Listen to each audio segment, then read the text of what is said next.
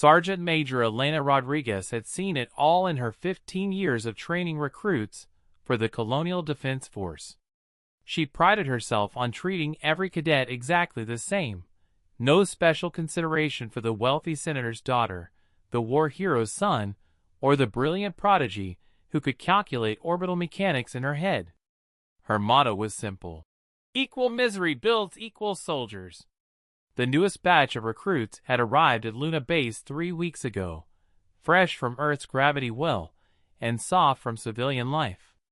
Among them was Cadet Malik Thompson, a quiet 18-year-old from the Mars colonies, who kept to himself and never complained during the brutal training regimens. Rodriguez respected that. What she didn't respect were the other cadets, who whispered behind Thompson's back, giving him suspicious looks and maintaining careful distance. "Superstitious fools," Rodriguez muttered as she watched them during morning calisthenics.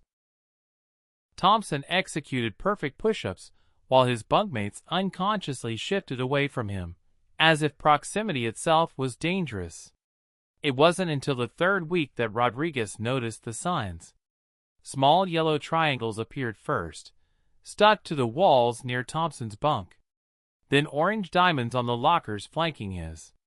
By the end of the week, red octagons had materialized around his usual spots in the mess hall, training bay, and recreation area. The symbols meant nothing to Rodriguez. Probably some juvenile hazing ritual the recruits had cooked up.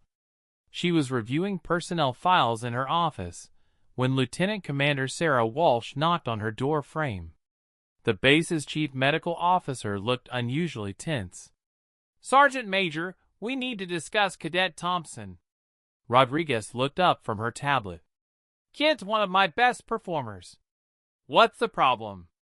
Walsh stepped inside, closing the door behind her.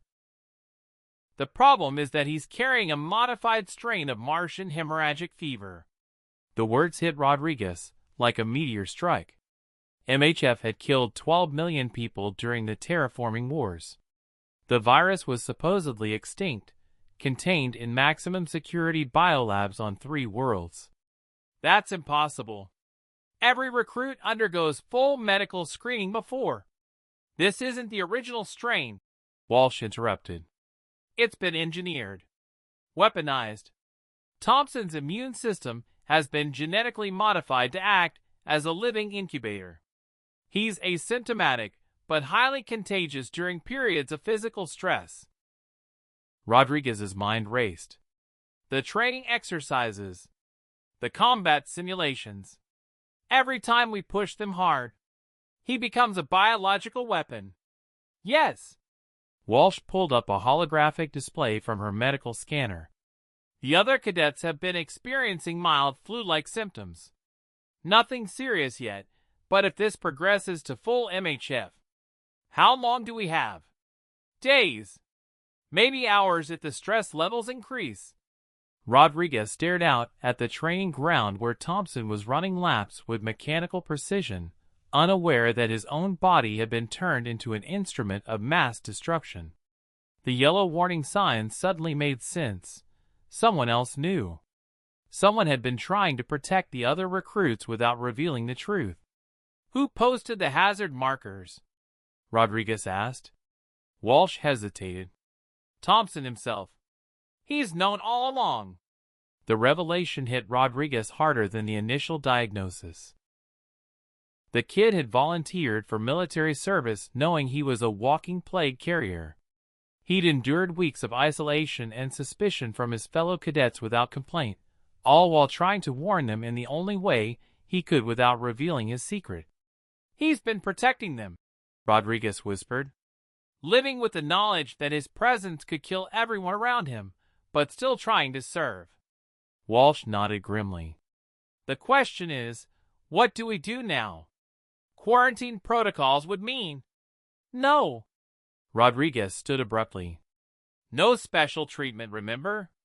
She looked out at Thompson, still running his endless laps in perfect solitude. "But maybe it's time I learned that equal treatment and fair treatment aren't always the same thing."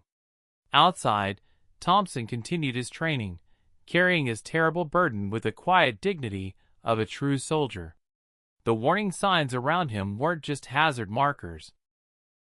They were monuments to sacrifice, posted by someone who understood that sometimes protecting others means accepting their fear and hatred in return. Rodriguez reached for her comm unit. It was time to make some calls to people with clearances far above her pay grade.